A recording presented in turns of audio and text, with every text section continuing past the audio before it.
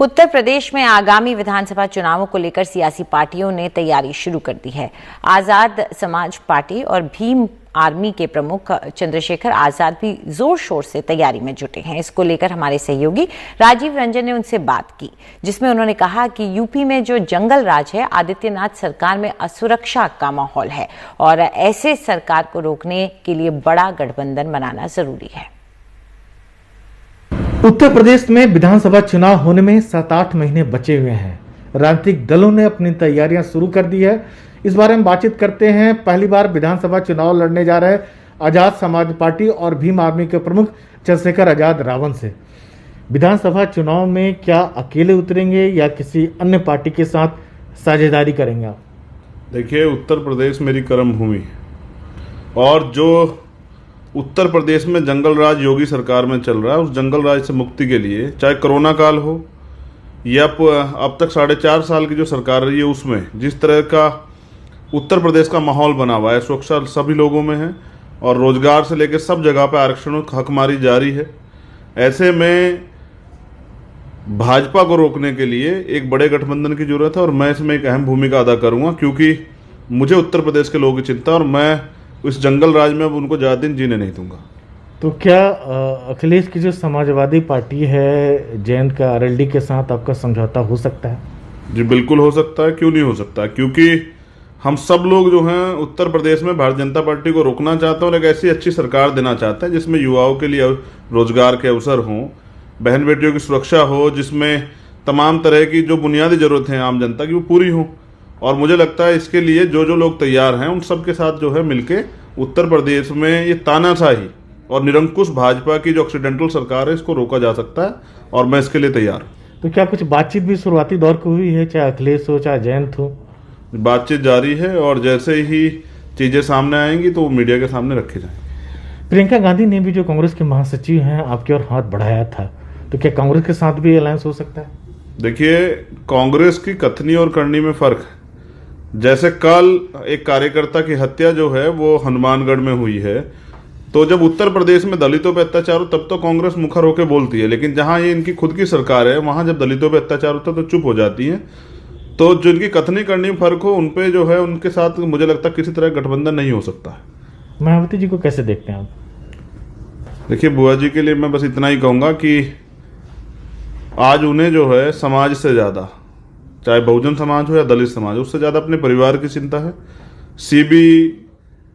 ED income tax का जो डर है, जब वो सरकार के लोग उनके परिवार पे सीबीआई का जो है हमला करते हैं तो वो चुप हो जाती है। इसका खामियाजा समाज को भुगतना पड़ रहा है। मेरे लिए नेता से ज्यादा समाज सर्वोपरि है। तो इस समाज में जो हत्याएं हो रही हैं, जो आप उनको बुआ जी कहते हैं लेकिन आपको तो वोट कटुआ कहती हैं। देखिए, उनको अधिकार हैं, बड़ी हैं, कुछ भी कह सकती हैं।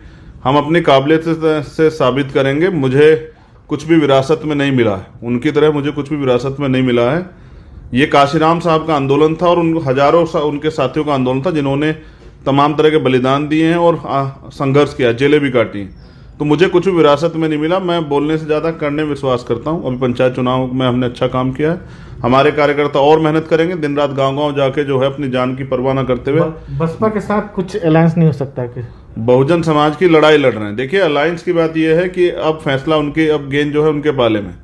हमें बहुजन समाज की लड़ाई लड़नी है और वो लड़ाई एसी के कमरों में बैठ के नहीं लड़ी जा सकती। उसके लिए सड़क पे आना पड़ेगा, आंदोलन करने पड़ेंगे। इस लड़ाई में, न्याय दिलाई की लड़ाई में जेल भी होगी, मुकदमे भी होगी, इनकी परवाह नहीं की जा सकती है। तो जब हम सरकार में नहीं है तो विपक्ष की भूमिका अदा करनी पड़ेगी और वो ट्वीट से नहीं होती। उसके लिए आंदोलन करने पड़ते हैं और आजाद समाज पार्टी और भीम आर्मी के नौजवान इसके लिए तैयार है। तो मायावती जी केवल ट्वीट कर रही हैं आजकल, सड़क पर नहीं आ रही? ये तो आप खुद बता सकते हैं कि वो कब सड़क पे आई थी। मुझे उनसे ज्यादा जो है इस बहुजन समाज की चिंता है, जो गुलामी की जिंदगी जो है 4.5 साल के बीजेपी सरकार में जी रहा है। उनकी आज़ादी के लिए आजाद समाज पार्टी मेहनत कर रही है और रिजल्ट जो है 2022 के बाद आपको देखने को मिलेंगे।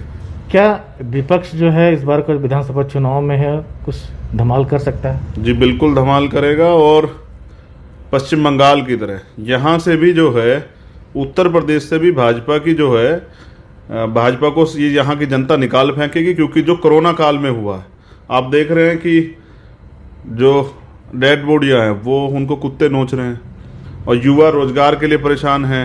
महिलाओं पे रोज जो है, कल ही मैंने ट्वीट किया था कि 4-4 एक दिन में एक जिले में 4-4 रेप की घटनाएं हो रही हैं और पुलिस जो है सिर्फ तमाशा देख रही है।